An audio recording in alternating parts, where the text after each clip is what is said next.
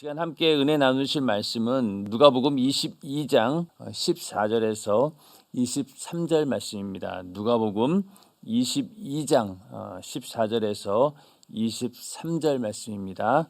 함께 합독하시겠습니다. 때가 이르매 예수께서 사도들과 함께 앉으사 이르시되 내가 고난을 받기 전에 너희와 함께 이 유월절 먹기를 원하였노라. 내가 너희에게 이르노니 이 유월절이 하나님의 나라에서 이루기까지 다시 먹지 아니하리라 하시고 이에 잔을 받으사 살해하시고 가라사대 이것을 갖다가 너희끼리 나누라. 내가 너희에게 이르노니 내가 이제부터 하나님의 나라가 임할 때까지 포도나무에서 난 것을 다시 마시지 아니하리라 하시고 또 떡을 가져 살해하시고 떼어 저희에게 주시며 가라사대 이것은 너희를 위하여 주는 내 몸이라 너희가 이를 행하여 나를 기념하라 하시고 저녁 먹은 후에 잔도 이와 같이 하여 가라사대 이 잔은 내 피로 세우는 새 언약이니 곧 너희를 위하여 붓는 것이라. 그러나 보라 나를 파는 자의 손이 나와 함께 상 위에 있도다. 인자는 이미 작정된 대로 가거니와 그를 파는 그 사람에게는 화가 있으리로다 하시니 저희가 서로 묻되 우리 중에서 이 일을 행할 자가 누구일까 하더라. 아멘.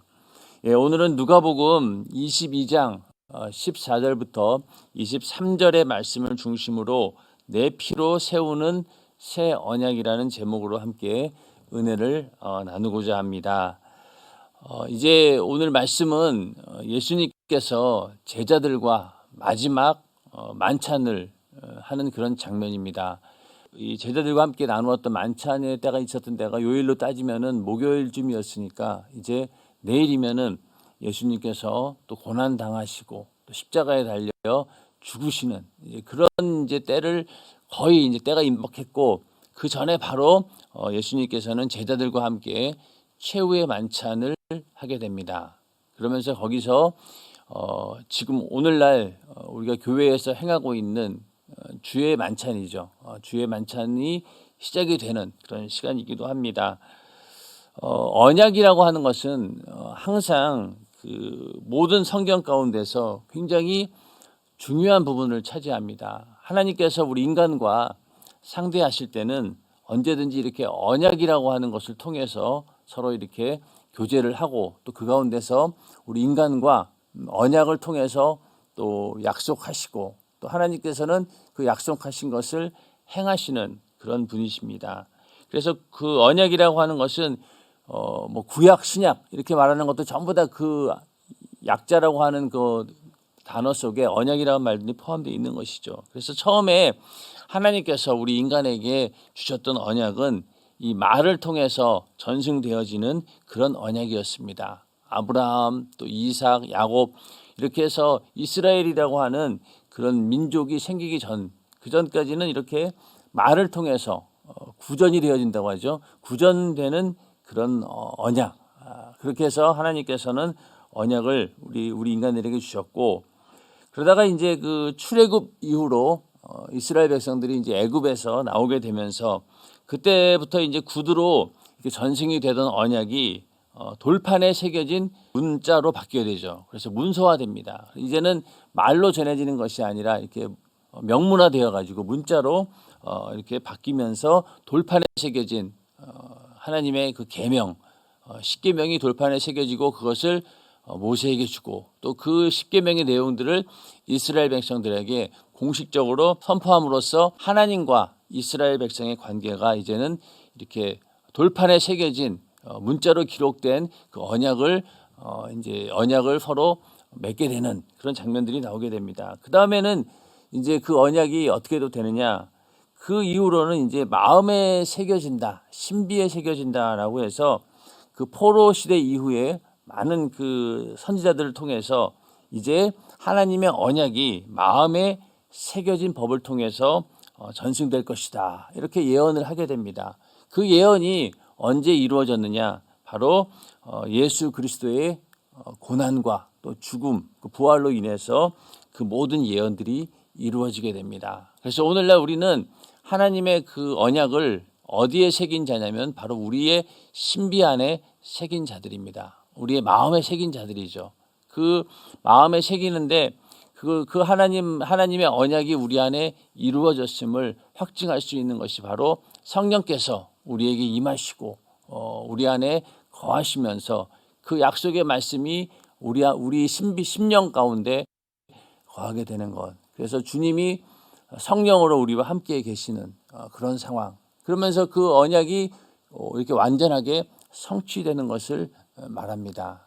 그래서 우리 안에 주님이 이 땅에서도 영원히 우리와 함께 하신다. 그 언약이 바로 이루어지게 되는데 그게 바로 성령을 통해서 우리가 예수를 믿고 또 성령이 임함으로 인해서 내 안에 예수를 모시게 되고 이런 일들이 이루어진다. 그게 바로 이 마음의 언약이 새겨진다라고 하는 그런 의미죠. 그래서 오늘 이 주의 만찬을 통해서 주님께서는 이제 처음으로 새 언약에 대해서 말씀을 하시죠. 그 전까지도 이스라엘 백성들에게는 이 언약이라고 하는 개념들이 있었습니다. 아까 말씀드린 것처럼 그런 개념이었는데 이제는 우리의 신비 가운데 새겨지는 그 언약이 이제 곧 성취될 것이다 라고 하는 그런 말씀을 이 주의 만찬을 통해서 주님께서는 하고 계십니다. 자, 14절에 때가 이름에 예수께서 사도들과 함께 앉으사, 이제 때가 이름에 이제 드디어 예수님께서 고난 당하시고 죽으시는 그 6월절 날이 이제 얼마 남지 않은 거예요. 지난 시간에 말씀드렸던 것처럼 예수님께서는 6월절 바로 전날에 이렇게 6월절을 준비하시고 또 제자들과 마지막 만찬을 하게 됩니다.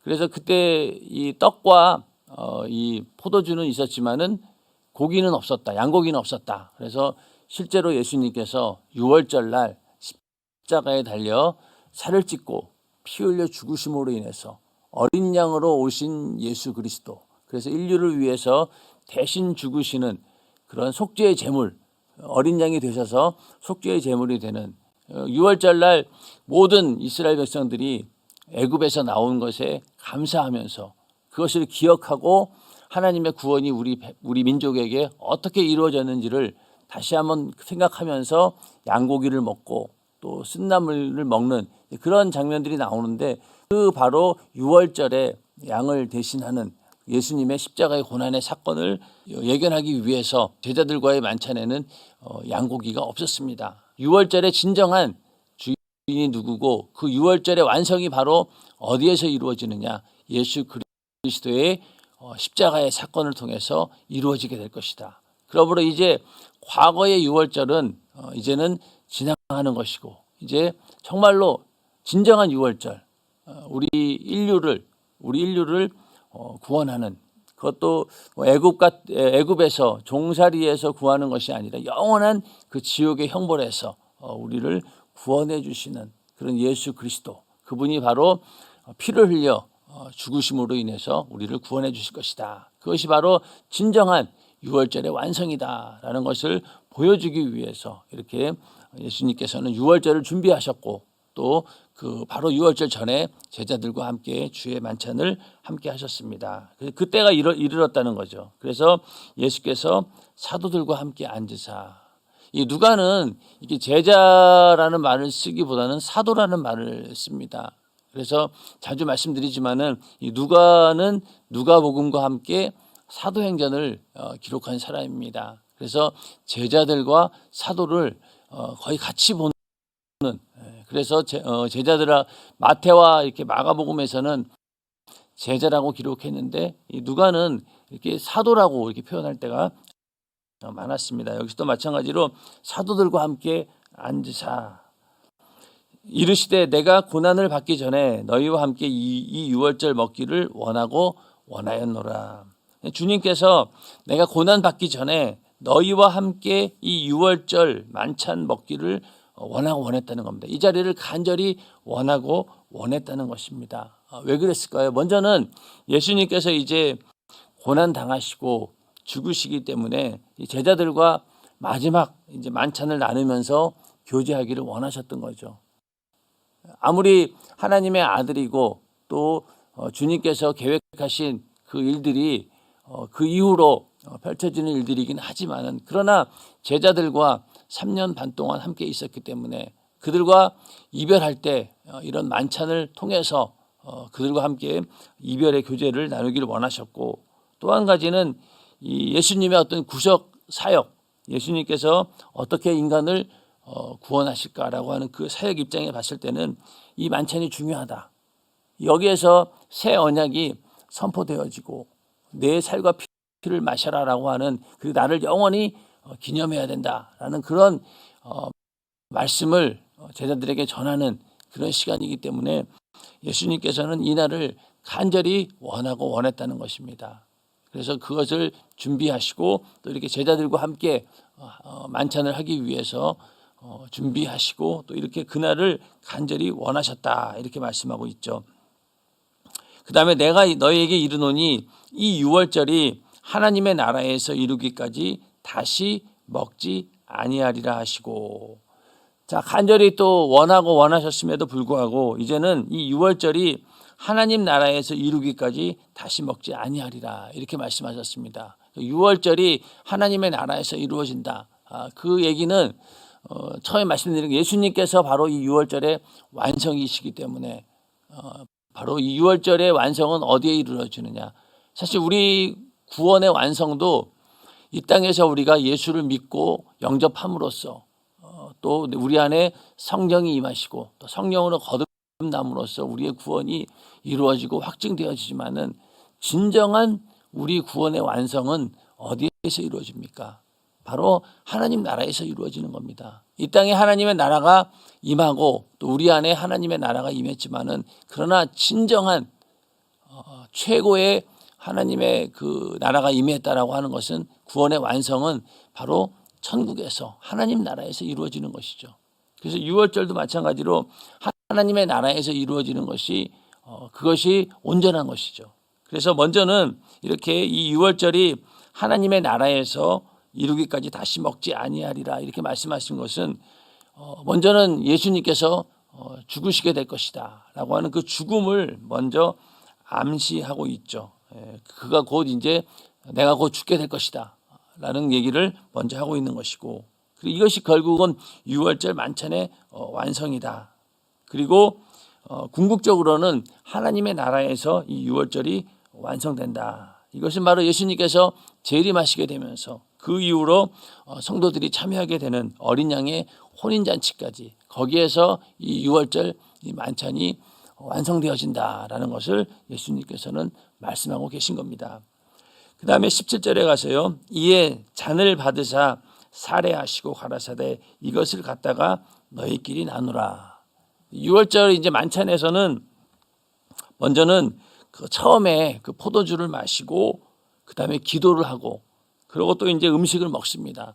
그러다가 어느 정도 음식을 먹게 되면은 또 다시 잔을 들고 그리고 또 이제 음식을 먹습니다. 그리고 식사가 끝날 무렵에 또 세 번째 잔을 들고 그 가장이 이제 그 유월절 만찬을 주관하는 그 가장이 축복 기도를 하면서 만찬이 끝나게 됩니다. 그러니까 계속 이렇게 포도주를 이렇게 들고 마시고 그다음 음식을 또 먹고 그리고 또 포도주를 들고 이렇게 기도하면서 축복 기도하면서 이렇게 먹게 되는 그런 장면인데 예수님께서 이제 거기에 따라서 잔을 받으시고 살해하시고 이것을 갖다가 너희끼리 나누라. 그럼 이렇게 이제 잔을 이제 나누어 줍니다. 포도주를 나누어 주는 모습이죠. 그다음에 18절에 내가 너희에게 이르노니 내가 이제부터 하나님의 나라가 임할 때까지 포도나무에서 난 것을 다시 마시지 아니하리라 하시고 아까 16절에 있는 말씀과 동일한 말씀입니다. 그 다음에 19절 또 떡을 가져 살해하시고 떼어 저희에게 주시며 가라사대 이것은 너희를 위하여 주는 내 몸이라 너희가 이를 행하여 나를 기념하라 하시고 자 그래서 그 포도주는 바로 예수님의 피를 의미하고 그리고 이 유월절에 나누었던 이 떡은 바로 내 몸이다 이렇게 말씀하고 있습니다. 이 유월절 식사 때 나누었던 이 떡은 누룩이 없는 그런 떡이었습니다. 이것을 자신의 몸이라고 말씀하면서 이제 주의 만찬에서 그 떡의 의미를 부여하신 것이죠. 그래서 이 떡은 바로 예수 그리스도의 육체, 살찌져서 우리를 살리기 위한 그런 생명의 양식, 또 희생의 제물로서 찢겨지게 되는 그런 자기 몸을 이렇게 의미한다. 그래서 이것을 상징하면서 너희가 이 떡을 뗄 때 바로 이것이 너희를 위하여 주는 내 몸이다. 그리고 너희가 이것을 기념하라 이렇게 말씀하고 있습니다. 그래서 너희가 이를 행하여 나를 기념하라 하시고, 이 나를 기념하라라고 하는 이 말씀이 바로 이 신약교회에 와서 이제 주의 만찬의 기원이 되는 것이죠. 그래서 이 신약 시대에는 의식이 두 가지가 있는데 바로 주의 만찬하고 침례죠.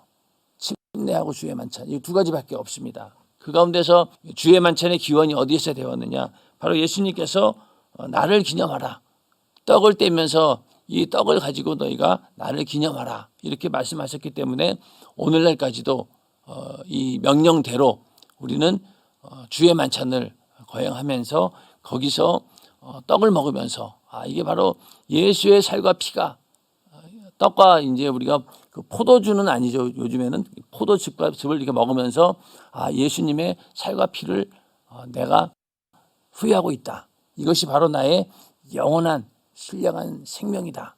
이것이 나의 생명이 된다라는 고백.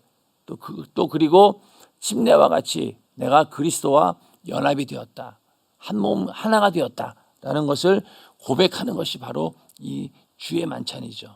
그래서 예수 그리스도의 삶과 죽음 그리고 부활을 기념하고, 예수님께서 이 땅에 왜 오셨고 또 왜 죽으셨고 또 왜 어떻게 부활하셨고 그 부활의 의미가 무엇이고 그 목적이 무엇인가, 이런 것들을 너희는 기념하라라는 내용이죠. 그러면서 또 우리가 예수 그리스도와 연합되었다. 그래서 예수와 함께, 예수님께서 죽으심과 함께 옛사람은 십자가에 못 박히고 예수의 부활과 함께 새 사람으로 내가 부활하게 되었다라는 그런 고백도 역시 이 주의 만찬 안에 포함이 되는 것이죠.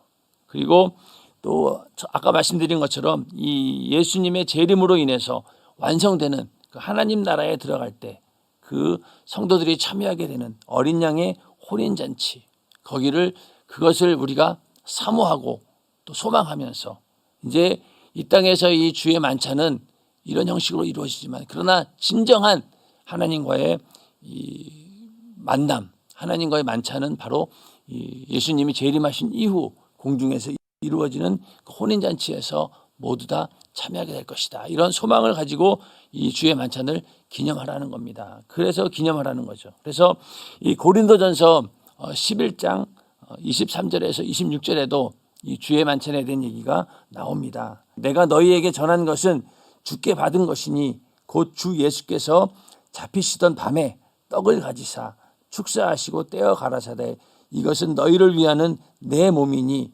이것을 행하여 나를 기념하라 하시고, 식후에 또한 이와 같이 잔을 가지시고 가라사대 이 잔은 내 피로 세운 새 언약이니 이것을 행하여 마실 때마다 나를 기념하라 하셨으니 너희가 이 떡을 먹으며 이 잔을 마실 때마다 주의 죽으심을 오실 때까지 전하는 것이니라. 사도 바울은 바로 예수님의 이 주의 만찬을 이렇게 잘 다시 한번 정리를 해서 말씀을 하고 있죠. 그래서 이건 바로 내 피로 세운 새 언약이다. 그리고 이것을 주의 죽으심을 오실 때까지 전한다. 그래서 너희가 이 떡을 먹고 이 잔을 마실 때마다 주의 죽으심을 오실 때까지 전해야 된다. 이게 바로 나를 기념하라라고 하는 말씀이 그대로 초대교회에 와서도 신약교회에 와서도 이루어지고 있음을 우리가 확실히 볼 수 있고, 그게 지금까지도 이어지고 있는 것이죠. 그래서 주의 만찬은 먼저는 내가 주님과 하나가 되었다, 연합이 되었다라는 그런 의미가 있고, 그 다음에 모든 그 성도들이, 모든 믿는 자들이 이 새 언약에 동참하게 되었다. 그래서 그 신약 시대, 그러니까 이때 주의 만찬에 참여한 자들은 12 사도들이었지만은 그 의미 속에는 이제 예수님의 죽으심 이후로, 부활 이후로 믿게 되는 모든 사람들이 그 자리에 참여하게 된다. 그 새 언약이 이제 이루어지게 된다. 그 언약에 바로 믿는 자로서 동참할 수 있다. 그런 의미가 있고요. 그다음에 성도와 성도의 연합, 하나됨도 바로 이 주의 만찬 속에 있습니다. 그래서 고린도전서 10장 17절에 보면은요. 고린도전서 10장 17절에 보면은 떡이 하나요 많은 우리가 한 몸이니 이는 우리가 다 한 떡에 참여함이라. 그러니까 주의 만찬에 참여하는 순간 우리는 예수 안에서 하나가 된다. 그리고 연합의 의미까지도 들어가 있는 겁니다. 그래서 성도와 성도가 예수 안에서 하나 되는 그런 연합의 의미가 또 이 주의 만찬 가운데 있는 것이죠. 그리고 이 주의 만찬, 이 바로 예수의 살과 피, 떡과 잔을 마시지만은 그러나 그것은 바로 예수의 살과 피를 상징한다. 그래서 우리가 그것을 먹으면서 내 안에 예수의 살과 피가 영원한 생명으로 있다라고 하는 그런 고백을 하는 것이 바로 이 주의 만찬이죠. 그래서 우리가 떡과 잔을 마시면서 내 안에 바로 이 예수의 생명으로 인해서 그 말씀이 우리 안에 있고 그 말씀으로 인해서 우리가 매일매일 살아가고 또 그 생명으로 인해서 내가 영원히 영생하게 된다라는 그런 하나님의 말씀을 우리가 기억하고 그것이 내 안에 있음을 확증하는 것, 이게 바로 주의 만찬입니다. 그리고 예수의 피는 어떻습니까? 우리 안에 계속 신령한 생명을 공급해 주죠. 그래서 그 예수의 피로 내 죄를 깨끗이 씻어주고 그로 인해서 내가 그 거룩해지고 그 거룩해지면서 점점 주님과의 관계가 더 가까워지게 되고 그러면서 또 우리는 말씀을 통해서 더 견고해지고 또 그 말씀을 통해서 영원한 생명, 부활의 소망을 가지면서 우리가 살아갈 수 있는 것이죠. 만약에 이 예수의 살과 피에 그 생명이 없다라고 하면은요, 우리는 그 영원히 죽을 수밖에 없는 거예요. 살아날 길이 없습니다. 그러나 예수의 피가 있기 때문에 또 그 예수의 살, 그 생명의 말씀이 있기 때문에 우리는 이 땅에서도 이렇게 살아갈 수 있는 것이고 죽은 다음에 영원한 지옥이 아닌 천국에서 주님과 함께 영생할 수 있는 그런 존재가 된 것입니다. 그래서 그러한 생명이 너희 안에 있다라는 그 사실을 우리는 이 주의 만찬을 통해서 매일매일 확증하고 또 그것을 우리가 기념하고 또 주님 오실 때까지 예수 그리스도의 복음을 전하는 것, 이게 바로 이 주의 만찬의 의미이죠. 그래서 많은 사람들에게 복음을 전해서 주의 만찬에 함께 참여해서 너희가 그 이웃사랑하는 그 사랑을 실천해서 많은 영혼들을 구원해서 함께 이 예수 안에 있게 해라. 그런 명령까지 포함되어 있는 것이 바로 이 주의 만찬입니다. 자, 그 다음에 20절에 가서요. 저녁 먹은 후에 잔도 이와 같이 하여 가라사대. 그러니까 떡과 마찬가지로 잔도 이와 같이 하여 가라사대. 이 잔은 내 피로 세우는 새 언약이니 곧 너희를 위하여 붓는 것이다. 그래서 새 언약이다 이런 말씀을 하고 있죠. 그래서 이 마태와 마가는 그냥 언약의 피다 이렇게 말씀했는데 이 누가는 이렇게 새 언약이다라고 앞에다가 새 자를 붙였어요. 그 이야기는 왜 그럴까요? 이 마태와 마가는 이 복음서를 기록하는 목적이 주로 이제 유대인들을 위해서 이렇게 기록했지만은 이 누가는 이방인들을 위해서 이 누가복음을 기록했습니다. 그러다 보니까 이 언약이라고 하는 것이 새 언약이다라고 하는 것을 강조하고 싶었던 거죠. 왜냐, 이미 그 예전에 있던 그 유대인들이 지키던 율법 그 언약은 이제는 폐기되었고 새 언약을 우리에게 주셨다. 그러므로 이방인들도 아무 거리낌 없이 율법이라고 하는 그런 틀에 얽매이지 않고 자유롭게 복음을 받아들이고 그 언약 안에 들어올 수 있다라는 그런 의미에서 이 누가는 새 언약이라고 얘기를 하고 있습니다. 그래서 바울도 마찬가지로 새 언약이라고 얘기를 하고 있죠. 그래서 이 새 언약은 과거의 언약은 짐승의 피로 세워진 거죠. 모세의 언약은 짐승의 피로 이루어진 겁니다. 그리고 그러나 이제 새 언약은 바로 예수 그리스도의 피로 세워지는 새로운 언약을 의미하는 것이죠. 바로 예수 그리스도의 죽음으로 인해서 이 예언이 이루어지게 된다. 이 예언이 아까 말씀드린 것처럼 많은 예언자들에 의해서 이것이 예언되었습니다. 이제 너희에게 주어지는 이 언약은 이렇게 말로 그리고 돌판에 새겨지는 것이 아니라 너희 신비에 새겨지는 그런 언약이 이루어지는 때가 올 것이다라고 계속해서 선지자들이 예언을 했는데, 그 가운데서도 에레미야 31장 31절에서 34절 말씀, 에레미야 31장 31절에서 34절에 보면은요, 이 내용이 그대로 나와 있습니다. 31절, 나 여호와가 말하노라. 보라, 날이 이르리니 내가 이스라엘 집과 유다 집에 새 언약을 세우리라. 새 언약을 세우리라 이렇게 말씀하시고, 나 여호와가 말하노라. 이 언약은 내가 그들의 열조의 손을 잡고 애굽 땅에서 인도하여 내던 날에 세운 것과 같지 아니할 것은 내가 그들의 남편이 되어서도 그들이 내 언약을 파하였음이니라. 자, 이렇게 애굽 땅에서 인도하여 내던 날에 이 언약을 세웠다는 거예요. 돌판에 세운 그 모세의 율법 그 언약을 말하는 것이죠. 근데 이 언약을 이스라엘 백성들은 지키지 못했다는 겁니다. 결국은 그 언약이 파괴되었다는 것이죠. 그 다음에 33절에 가서 나 여호와가 말하노라. 그러나 그날 후에 내가 이스라엘 집에 세울 언약은 이러하니. 그 이후에 하나님께서 어떤 언약을 또 세우느냐. 곧 내가 나의 법을 그들의 속에 두며 그 마음에 기록하여 나는 그들의 하나님이 되고 그들은 내 백성이 될 것이라. 내가 나의 법을 그들의 속에 두고 그 마음에 기록한다는 거예요. 신비에 새긴다는 거죠. 이게 바로 오늘날 우리가 예수를 믿고 또 성령으로 거듭나면서 우리 안에 하나님의 나라가 임하고 하나님의 그 약속의 말씀이 우리 안에 우리의 심령 가운데 이루어지는 것을 말하는 겁니다. 그래서 그 나의 법을 그들의 속에 두며 그 마음에 기록하며, 이게 바로 새 언약이 성취되는 것이죠. 이 일이 어떻게 해서 이루어지느냐? 바로 예수 그리스도의 고난과 죽음과 부활로 인해서 이루어지는 겁니다. 그 전까지는 우리의 심령 가운데 이 하나님 말씀, 이 거룩한 말씀, 하나님의 그 언약이 들어올 수 있는 거룩함이 없었어요.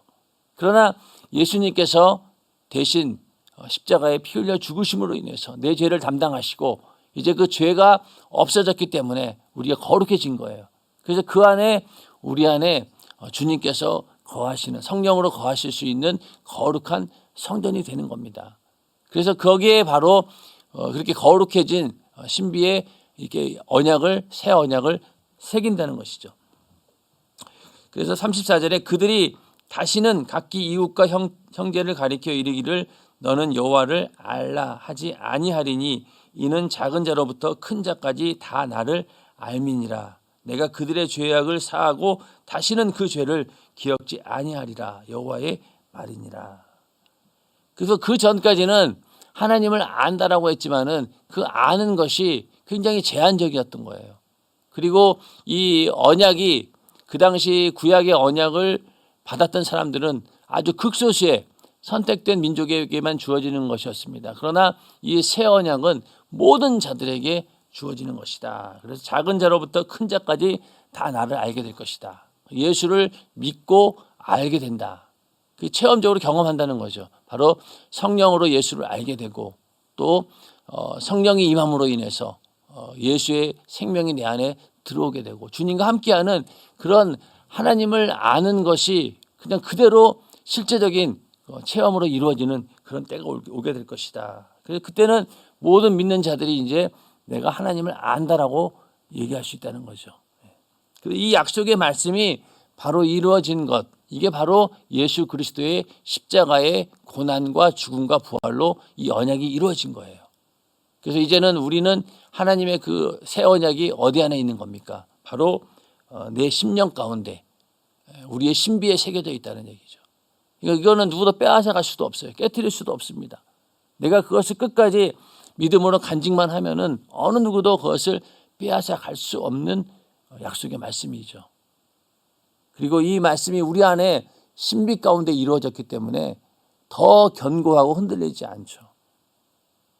사람과의 인간관계 속에서도 내가 그 사람을 안다라고 하는 것은 어떤 의미입니까? 그냥 내가 그 사람 이름을 알고 겉으로 아는 것으로 끝나는 게 아니죠. 그 사람과 충분한 교제를 하고 서로 대화도 많이 나누고 그랬을 때 충분히 내가 그런 교제가 이루어졌을 때 우리가 그 사람을 내가 잘 안다라고 하는 것처럼 우리가 하나님을 아는 것도 마찬가지로 그냥 과거에 구약시대 사람들처럼 그렇게 아는 것이 아니라 진정으로 우리 안에서 우리 안에 이루어지는, 그러니까 예수 그리스도의 그 죽음과 부활로 인해서 내가 하나님의 자녀로 거듭나게 되고, 그러면서 우리가 더 하나님에 대해서 알 수 있는, 더 이게 확실히 아는 거죠.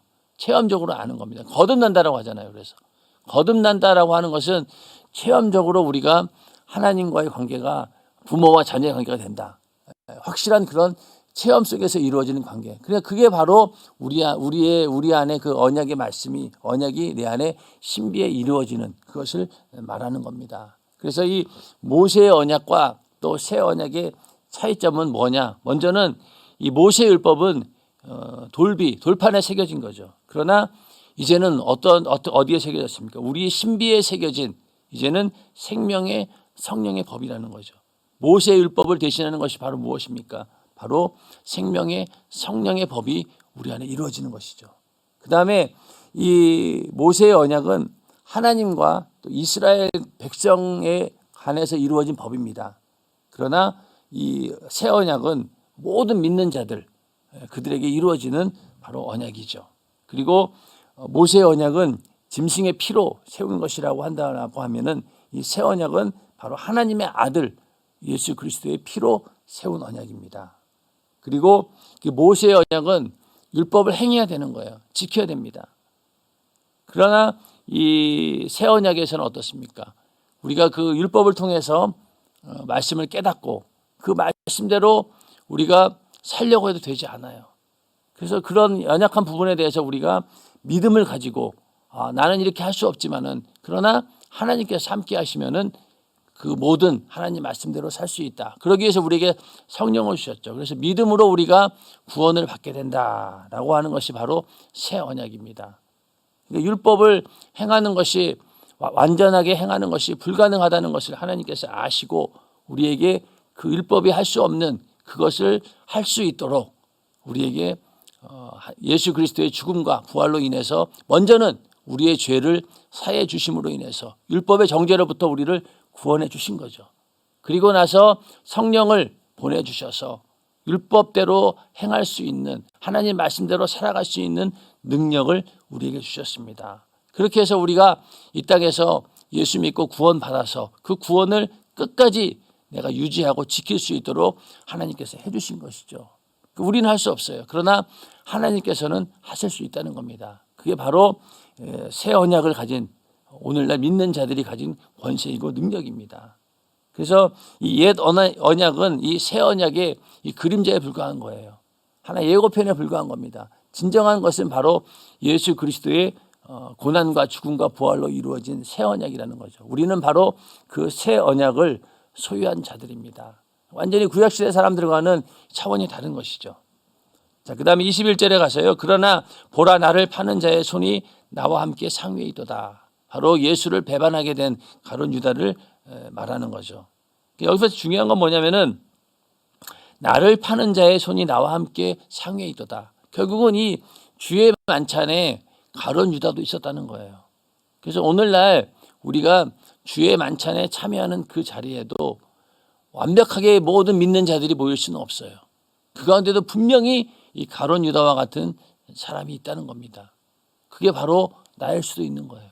예수에 대해서 오해하고 있다. 예수님께서 이 땅에 오신 목적을 오해하면서 그냥 그 주의 만찬에 참여하는 그런 자들이 있다라고 하면은 가룟 유다와 다를 게 뭐가 있겠습니까? 여기도 마찬가지로 예수님과 함께 있었지만은 그러나 전혀 다른 생각을 가지고 오해하면서 예수와 이렇게 주의 만찬에 참여하는 그런 자들도 있다는 겁니다. 그 다음에 22절 인자는 이미 작정된 대로 가거니와 그를 파는 그 사람에게는 화가 있으리로다 하시니 저희가 서로 묻되 우리 중에서 이 일을 행할 자가 누구일까 하더라. 서로 이제 막 의견이 분분한 거죠. 설마 우리들 가운데 이런 자가 있겠어라고 하면서 서로 이제 바라보면서 이제 누굴까 이렇게 얘기하고 있다는 거죠.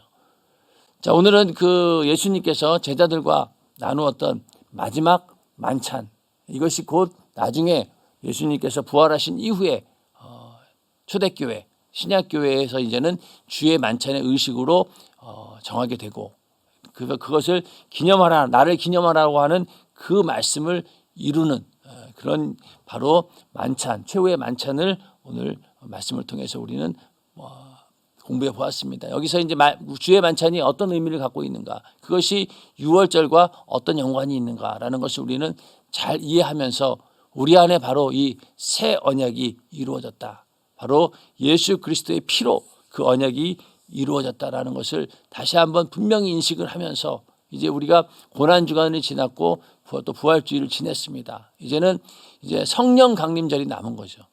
그래서 성령이 내 안에 임하심으로 인해서 나를 완전히 압도하시고 내 안에 성전 삼고 들어오심으로 인해서 이 새 언약이 완전히 이 땅에서는 이루어지는 겁니다.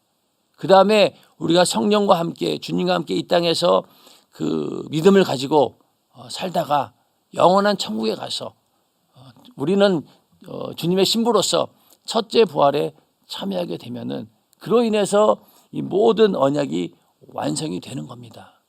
그래서 이 언약은 바로 예수 그리스도의 고난과 죽음과 부활에 있다는 것. 그래서 우리는 분명히 인식하고 그 생명, 그 새 언약이 내 안에 있음을 오늘도 확증하는 그런 한 날이 되고 또 매일매일 우리의 삶 가운데 내가 바로 이 새 언약이 내 안에 이루어졌음을 확증하는 그런 삶이 되어지기를 주님의 이름으로 축원합니다. 우리가 40일 그리고 10일 작정 기도회가 이렇게 40일 10일 동안 성령 강림제까지 하는 이유는 바로 이렇게 예수 그리스도의 죽음과 부활 이후에 그 새 언약이 성령 강림으로 이루어지는 그런 사건의 현장을 우리가 한번 기억해 보면서 우리도 성령 충만함으로 마가다락방에 임했던 그 성령 충만함을 우리는 이미 받았지만은 다시 한번 내가 이 성령 충만함에 있음을 또 그것이 나에게 있음을 확증하면서 그날을 간절히 사모하는 그런 의미도 있고 또 기도를 통해서 우리의 모든 영육 간의 문제를